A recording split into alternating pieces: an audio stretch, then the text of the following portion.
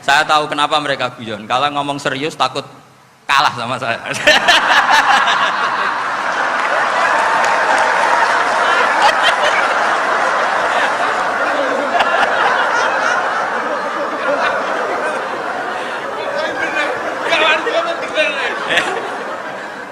Jadi kalau dalam kitab fikih disebut iktifaan bil idzni syar'i, karena syara akan selalu memberi izin sama kebaikan. Itu udah hanya masalah YouTube sampean. Tadi melihat wajah Gus Ali ibadah, pamit dulu. Nanti kalau ada orang alim lewat mau lihat juga pamit dulu. Lama-lama mau baca sholawat, ya Rasulullah pamit dulu mau baca sholawat. Jadi semua kebaikan itu cukup iktifaan bil idzni syar'i.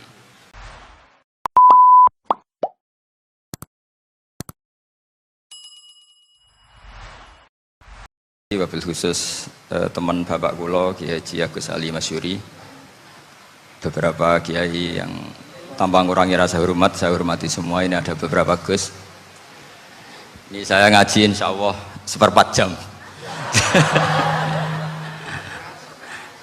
Seperempat jam, nanti yang menghisap Gus Kausar berapa Gus? 10 menit. 10 menit. Begini, sebetulnya saya membela semua umat Islam itu ahlul jannah, karena saya ini ibarat marketing. Kalau orang Kristen itu kan setiap orang mati sudah tenang bersama Bapak di surga. Jadi kampanye itu menarik sekali. Sementara kita sudah kiai, sudah imam masjid, sudah ulama, masih saja dikhawatirkan su'ul khotimah. Ini kalau kampanye ini tidak imbang, ini nanti saya takut kalah. Makanya saya bilang pokoknya semua orang mukmin itu ahlul jannah. Karena memang asli hadisnya seperti itu, man qala la ilaha illallah dakhalal jannah. Bahwa kemudian ada beberapa kiai yang mungkin wataknya itu pesimis, kemudian bikin sekian aturan-aturan yang sebetulnya itu cerminan dari pesimisnya, terus akan-akan masuk surga itu susahnya bukan main. Nah itu saya tidak setuju, karena tadi pasti kalah dengan kampanye sebelah yang setiap orang mati dibilang sudah tenang bersama Bapak apa? Di surga. Jadi ini penting. Terus kedua saya bilang agama ini sudah begitu baik. Masa kunci surga sudah dibocorkan, miftahul jannah la ilaha illallah. Masa sudah pegang kuncinya nggak jadi masuk surga, itu kan aneh. Ya sudah masuk saja, tapi tidak usah minta bantuan saya, masuk aja, kan sudah pegang kuncinya. Terus ketiga, kenangan terburuk saya ketika jadi kiai itu gini, saya ada beberapa guru SD datang ke saya. Ini agak-agak masalah besar.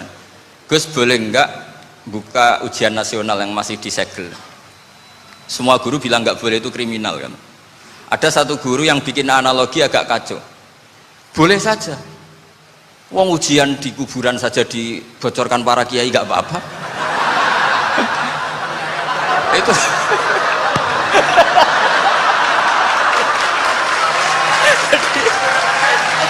tapi ini kriminal ya. Perhatian kepada kiai, nggak boleh memukul pemateri.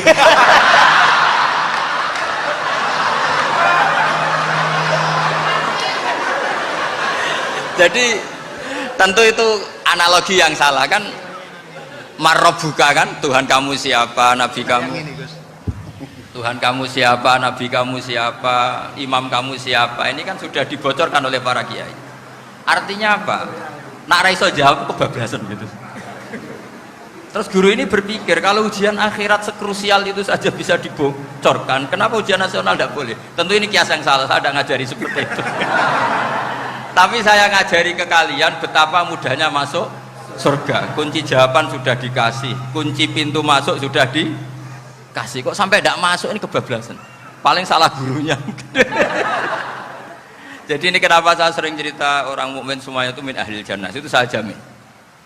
Sama tidak usah takut su'ul khotimah, tidak usah takut berlebihan seperti itu, karena setahu saya, setidaknya saya mewakili ulama zaman ini, rata-rata guru kita ini bermadzhab syadzili dalam berkeyakinan berpikir tentang Allah.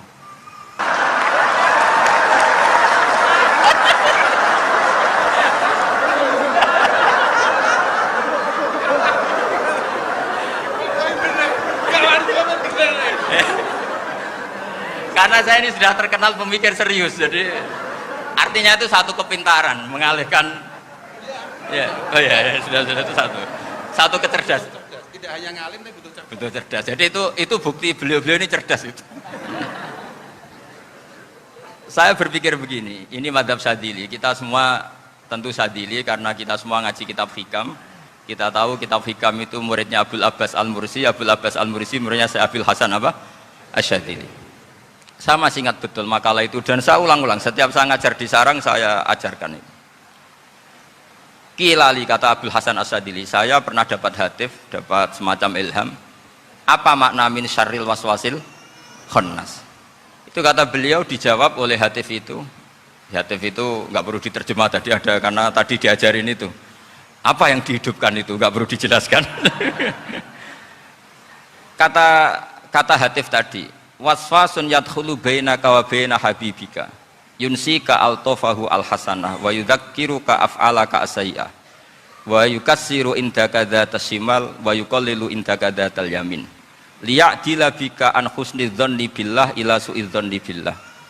Jadi yang dikatakan waswas adalah kamu digiring untuk hanya ingat sisi-sisi kamu yang negatif, dilupakan bahwa Anda punya sisi-sisi yang positif. Misalnya seperti ini, mungkin secara fikih tadi banser-banser tegas, wah ini masalah lelaki perempuan dipisahkan gini-gini. Tapi kenapa Ghazali bilang ya sudah gini gak apa-apa. Sebetulnya ada rukhsah itu karena ini di depan umum. Yang paling pantangan Nabi itu layak luwana rojulun bimroatin. Ini ada yang menjaminnya gitu. Malah khawatir saya di sini dipisah tapi setelah berduaan nggak bisa. Jadi toleransinya karena ini di depan umum. Itu masih ada toleransinya. Layak luwana rojulun bimroatin. Begitu juga ketika kita dosa, misalnya kita dosa. Orang Islam setiap dosa itu pasti ingat salahnya, kemudian istighfar. Dan ketika satu kebaikan dibandingkan keburukan, itu kata semua ulama, karena sayyi'ah itu bernilai 1, kebaikan bernilai apa? 10. Itu masih surplus berapa? 9. Jadi itu cara berpikir Abul Hasan Asyadili. Kenapa kamu harus berpikir positif tentang Tuhan? Sekali berpikir tentang negatif, itu bahaya betul. Misalnya begini, kamu berpikir tak rewangi jadi kiai sujud rukuk ternyata aku tetap lebu neraka, gunane apa? Itu menurut saya kan nggak punya akal. Sujud itu satu kelaziman menghamba kepada Allah. Normalnya seorang hamba itu ya sujud. Kemudian gara-gara kamu ingin masuk surga, terus logika kamu dibalik, gunanya apa saya sujud? Ternyata saya masuk neraka. Itu pertanyaan yang benar-benar bodoh dan itu menjadikan Allah benci. Logikanya dibalik begini. Ini saya ngomong serius karena ini bentuk kemenangan saya ini bentuk kemenangan saya. Saya berkali-kali ngomong di kota pelajar di Jogja karena banyak pengujinya juga. Bukan sekedar pendamping tapi penguji. Banyak yang profesor, bukan sekedar doktor, banyak yang profesor. Jadi biar ini dok. Begini. Saya pernah ditanya sama seorang dosen, Gus, saya ini ngaji hadis banyak, tapi ada yang saya tidak paham, yaitu mangkola la ilaha illallah dakhalal jannah, ada kalimat wa in zana wa in saroko. Meskipun pernah zina, pernah maling. Ini kan seakan-akan mentoleransi perzinaan dan pemalingan. Terus saya bilang, oh makna hadis itu seperti ini. Jadi kebenaran absolut, kebenaran yang mutlak itu tidak akan terganggu oleh status perilaku seseorang. Saya berkali-kali memberi contoh. Orang yang ditangkap KPK akan bilang 1 tambah 1 2. KPK-nya juga bilang 2.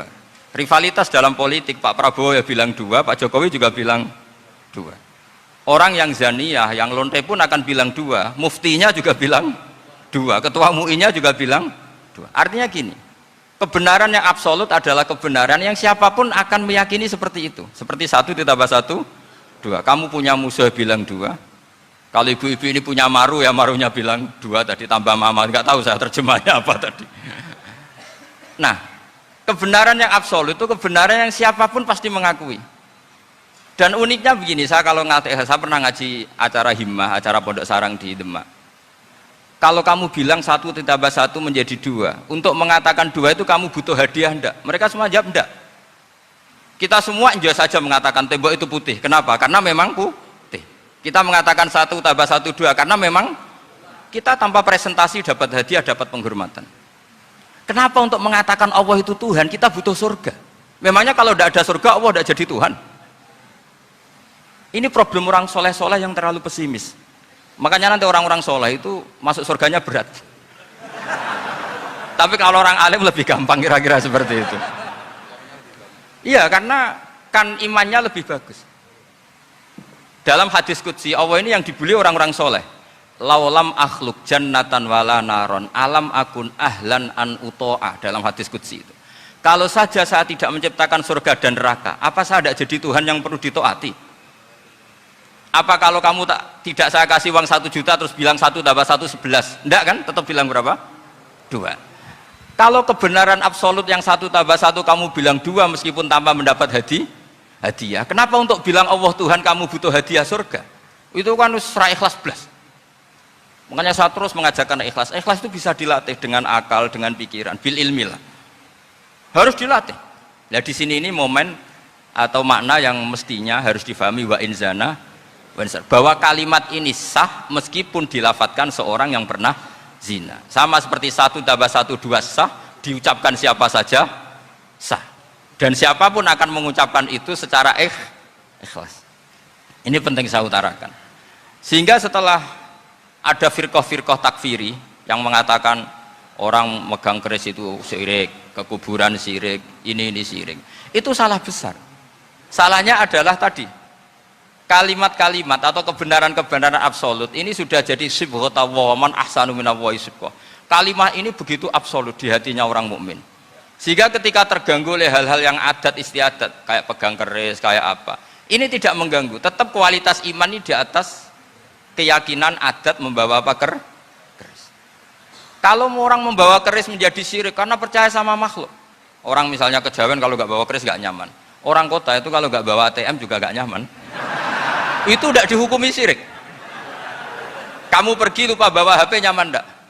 Enggak, kenapa tidak dihukumi syirik?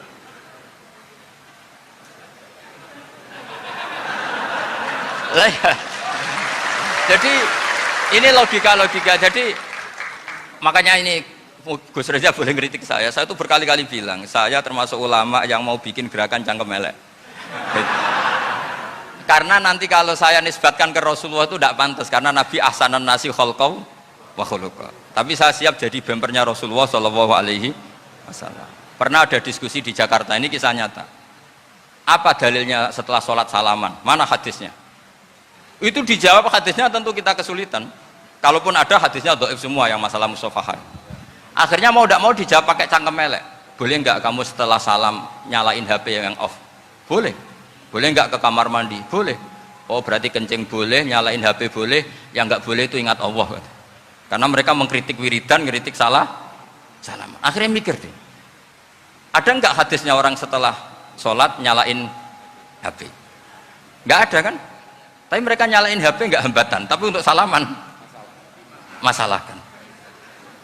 Ke kamar mandi boleh, tapi untuk wiridan nggak boleh. Akhirnya mereka sadar, oh iya. Lama-lama dibisi gini yang kelompok itu, kamu itu korban aliran supaya kamu gak ingat Allah, ingatnya HP-nya.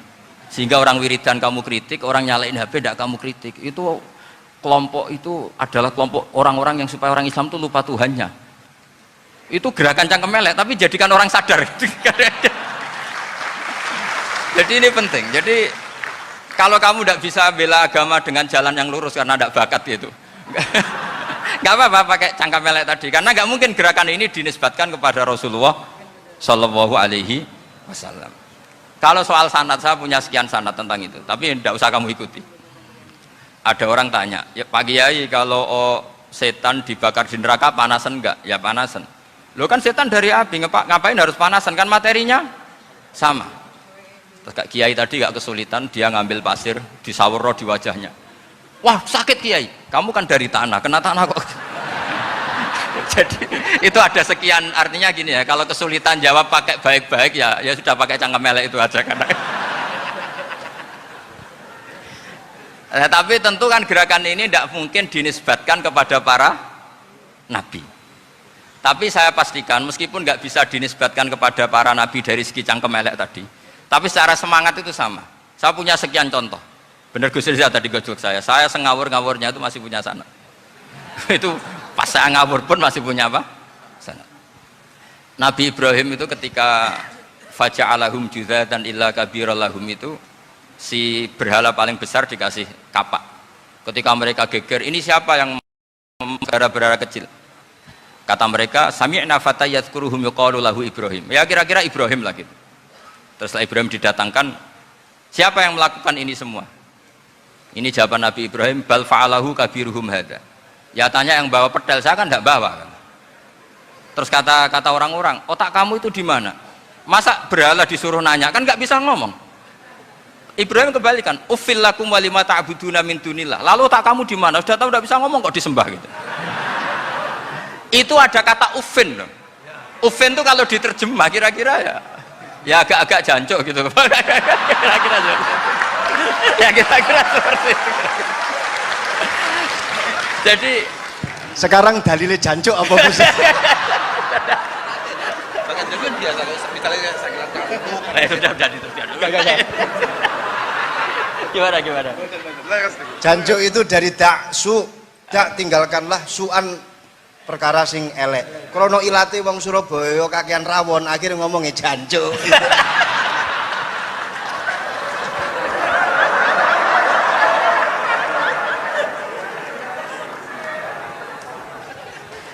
Jadi mulai dulu melawan kebatilan itu harus pakai logika yang vulgar. Karena memang nggak mungkin dengan bahasa-bahasa priayi itu nggak mungkin. Dan ini penting saya utarakan. Nah, kalau nanti nggak mungkin dinisbatkan kepada Rasul karena Nabi adalah ahsanan nasi khalqa wa khuluqa, kita yang ngambil alih saja. Gus Reza, saya, Gus Kaustan ini cara cangkem elek kan pantas. Luas. Selain bakat ya sudah natural. Karena memang itu cara kita menjelaskan kebenaran. Saya ulang lagi, itu cara kita menjelaskan apa? Kebenaran. Mau tidak mau. Saya pernah ditanya sama seseorang, Gus, beberapa nabi itu kan poligami itu bukti hipersek, karena yang tanya itu orang nasionalis yang nggak pati senang Islam. Terus tak balik tanya, perempuan itu makhluk lemah enggak? Ya lemah. Kalau nolong lama satu itu gimana? Ya baik. Kenapa nolong dua jadi tidak baik? Harusnya kalau nolong tiga tidak baik. Tapi saya tidak dukung poligami. Ini cerita saya. Setidaknya mereka jadi ingat. Saya itu pernah ditanya agak-agak orang ateis.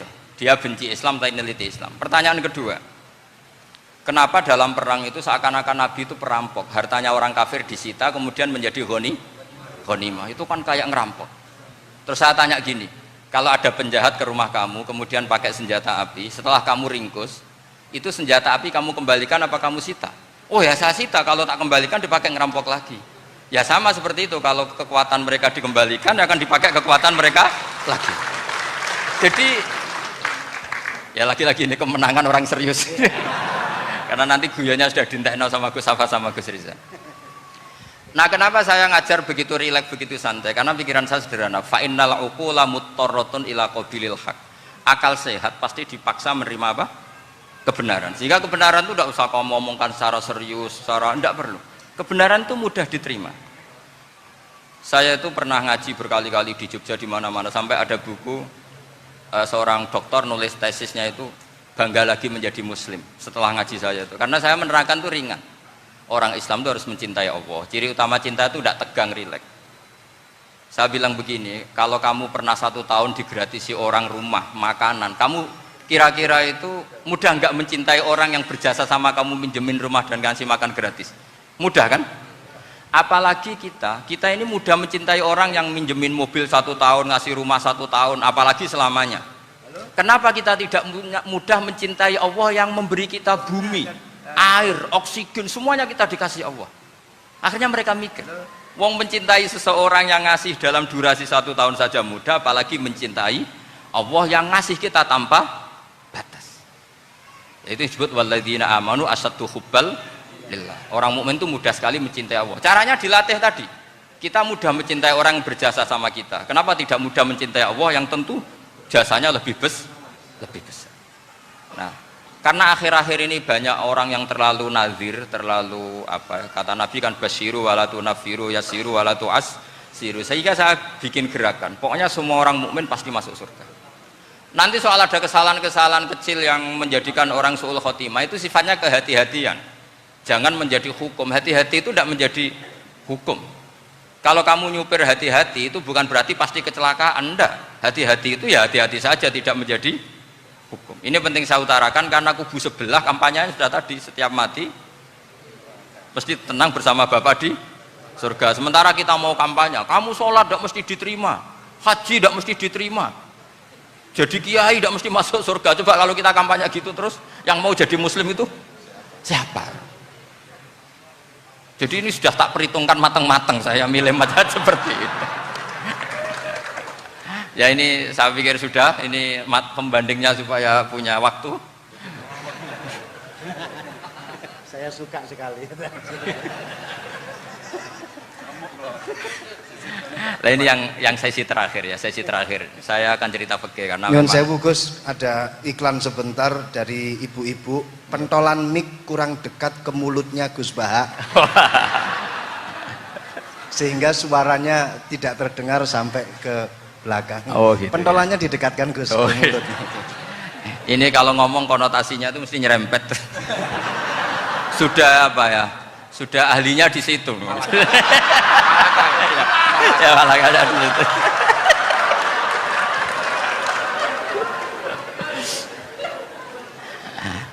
Dalam sesi terakhir saya cerita pentingnya pembanding. Imam Rafi'i itu yang ngarang kitab Muharrar. Kitab Muharrar ini adalah ringkasan dari kitab Al-Wasit. Al-Wasit itu karangannya Imam Ghazali. Al-Wasit sendiri ini khas ngaji NU, karena NU maknanya Nahdlatul Ulama, gerakan para ulama. Jadi kalau nggak ngerti alim-alim seperti itu ya ada NU. Sebenarnya sampai itu pasnya Nahdlatul Ummah, gerakan umat. Tapi kan sudah jadi partai politik Nahdlatul Ummah. Karena yang katakan NU itu Nahdlatul Ulama, gerakannya para ulama. Imam Rafi'i itu berpendapat sujud itu cukup pakai baduk, pakai jidat. Itu dalam kitab Muharrar. Wal asoh anna sujud yasihu mau cukup biwat iljabah. Ketika Imam Nawawi mentasih kitab Muharrar namanya Minhajut Thalibin, itu mengkritik Imam Rafi'i. Kata beliau sujud itu untuk sah harus melibatkan 7 anggota karena berdasar hadis umirtu an asjuda ala sapati a'zumin, yaitu al jabhah wal yaden warubaten wal kodamen, yaitu jabhah 2 tangan, 2 lutut dan 2 kodamen. Akhirnya saya ngecek di kitab asli, Imam Rafi'i termasuk Ashabut Tarjih dan Imam Nawawi. 2 orang ini khilaf. Kan nggak mungkin kita sebagai musokhehnya, karena yang khilaf ini 2 ulama besar, satu Imam Rafi'i, satu Imam siapa? Nawawi. Kita tidak bisa hanya ngikuti Fathul Mu'in yang mengatakan idza khtalafan Nawawi war Rafi'u qudiman Nawawi, tidak bisa, karena Imam Nawawi ini sering nginduk sama kitabnya Imam Rafi'i karena senior Imam Rafi'i. Setelah saya cek di kitab kitab asli Mamba ya, satu sumbernya semua madzhab apa? Syafi'i. Ternyata Imam Syafi'i nak ngedikan hanya begini. Wa uhibbu, saya suka setiap orang Islam sujud itu melibatkan 7 anggota karena itu aman, pasti sah. Tapi wayah tamilu, kata beliau, tapi mungkin saja sujud hanya watul jabah itu sah. Kenapa kata Imam Syafi'i? Liqaulihi sallallahu alaihi wasallam atau li du'aihi apa sallallahu alaihi wasallam fi sujud sajadalaka wajhi wa sam'i wa basari. Nabi ketika sujud itu hanya berdoa, ya Allah sujud kepada engkau wajhi wa sam'i wa basari. Nabi tidak menyebut wayadi warubati wa qadami. Sehingga saya berkali-kali bener kata Gus, saya ini pembela umat sing sujude 7 anggota ya tak lem pantes dadi Rais Suriah. Gitu. Yang sujudnya batuk tok ya tetap sah ngikuti madhabnya Imam Rafi'i, meskipun itu tidak saya anjurkan, tentu tidak saya anjurkan. Alasannya Imam Syafi'i tadi, Rasulullah pernah berdoa dengan kata-kata sajadalaka wajhi, bukan diteruskan wayadi warubati wakoda. Sehingga fal khilaf huna bakin ala khiddati, kalau dalam bahasa fikih khilaf biar tetap sesuai aturan khilaf masing-masing. Nggak perlu kamu menggugurkan pendapat Rafi'i yang mengesahkan sujud hanya pakai jabah.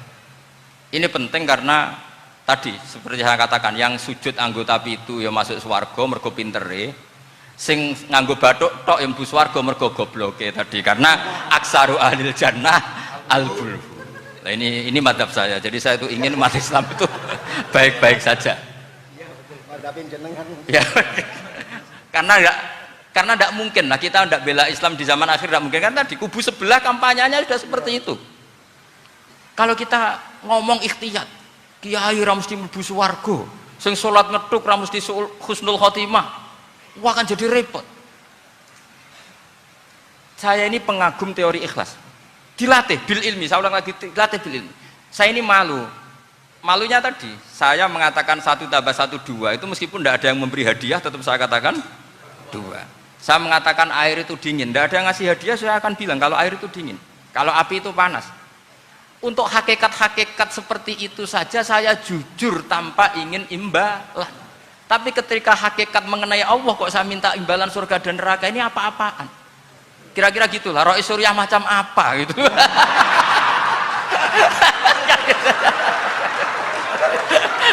Ya, saya kira demikian. Assalamualaikum warahmatullahi wabarakatuh. Waalaikumsalam warahmatullahi wabarakatuh. Alhamdulillah. Baru kali ini ada seminar yang dikritik terus sama pemateri itu pendampingnya. Mestinya pembandingnya. Tapi luar biasa para milenial semuanya. Masya Allah, terlihat wajah-wajah surga di majelis ini. Walaupun toh yang hadir tidak semuanya milenial, ada post milenial juga di sini. Ada yang Gus dan juga ada yang Kiai. Kalau Gus biasanya kan masih bisa tolah-toleh, kalau Kiai harus fokus. Tapi yang paling fleksibel di PWNU Jawa Timur, yang paling enak itu adalah beliau, Kiai Haji Agus Ali Mazhuri. Enaknya pripun? Dadi kiai ya iso, dadi Gus ya iso. Itu posisinya paling enak di antara pengurus-pengurus yang lain. Tepuk tangan untuk beliau, nggak apa-apa. Langsung saya buka pertanyaan. Yang ditanya 2 orang, jangan pendampingnya. Yang ditanya 2 orang. Kalau nggak Gus Baha, Gus Kausar. Saya hitung sampai 10, nggak ada pertanyaan, kita tutup dengan doa. 1, 10. Ada yang 2 mawon, nggih? Pertanyaannya 2. 1, monggo. Yang perempuan, saya ingin yang perempuan, monggo. Sudah 2, silakan.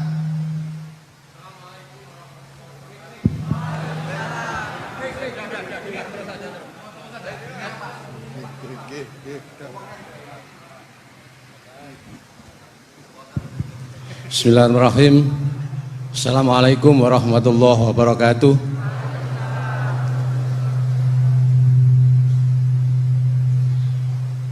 Yang saya ingin tanyakan kepada Gus Baha, saya itu sering ngaji lewat YouTube panjenengan Gus.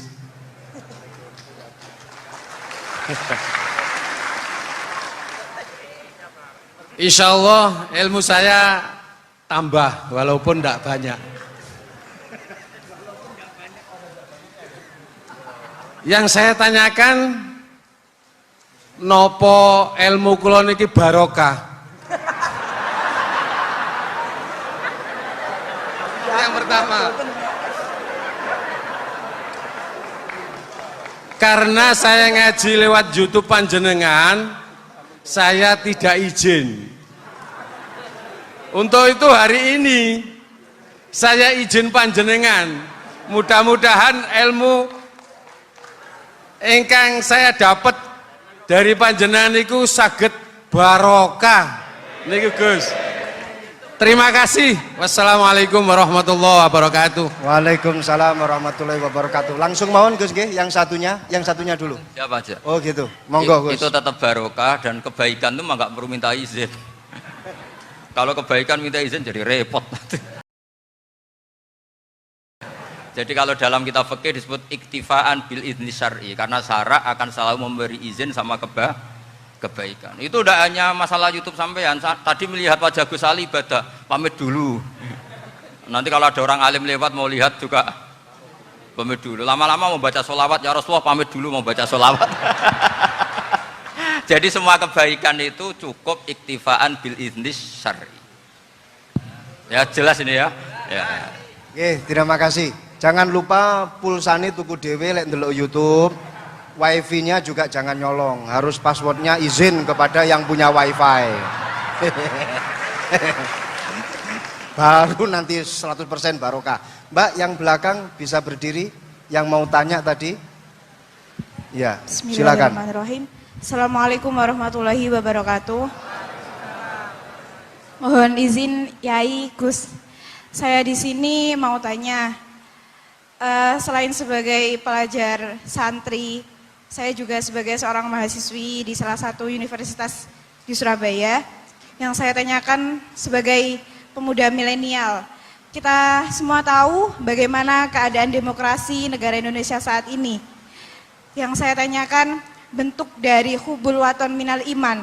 Hubul waton di sini, bolehkah saya sebagai seorang mahasiswi menyuarakan pendapat saya, berjuang bentuk ijtihad demi keadilan berupa demonstrasi?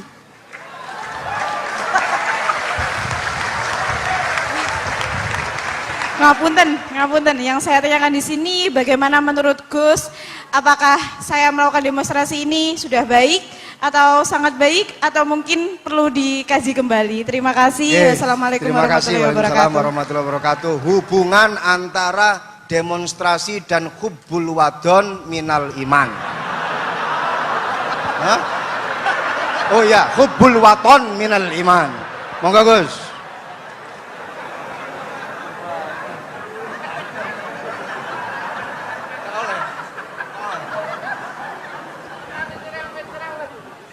Ini benar-benar ahli. Begini kan, demonstrasi itu kan makna pokoknya itu kan apa? Memperlihatkan. Makanya demonstrasi kekuatan maknanya ya show, ya, memperlihatkan satu apa? Kekuatan. Sehingga kalau dalam Islam itu ya fleksibel, asal itu tidak merugikan orang lain, tidak anarkis, tidak mandorot bagi kelompok lain tentu boleh. Bahkan kalau tidak apa? Menyuarakan suara kita tentu dengan cara-cara yang tetap islami ya, itu malah kita disalahkan karena berarti tidak ikut bertanggung jawab terhadap proses bernegara, tapi tentu disuarakan secara konstitusional dan secara baik. Kemarin pas demo di Jogja yang ramai itu masalah rancangan KUHP itu, rektor UI juga ketemu saya, pamit Gus mau demo ya tapi yang baik dan sopan karena begini ya, di Quran itu ada ayat walau la daf'uhinna sab'atuhum bi ba'dil fasadatil ard. Jadi kekuatan manapun itu harus dikontrol. Tentu kontrol itu macam-macam. Tapi tentu saya ulang lagi, jangan anarkis, jangan melakukan sesuatu yang kontraproduktif. Jadi menurut saya pernah ditanya, Gus kalau pemerintah itu didukung 90% rakyatnya bagus enggak? Ya bagus, berarti presidennya hebat, didukung mayoritas rakyat. Kalau hanya 55 ya bagus, presidennya biar tahu, biar hati-hati karena dipilih separuh lebih sedikit gitu. Lah kok bagus semua? Ya emang harapan kita sama Allah semuanya baik semua kata saya gitu.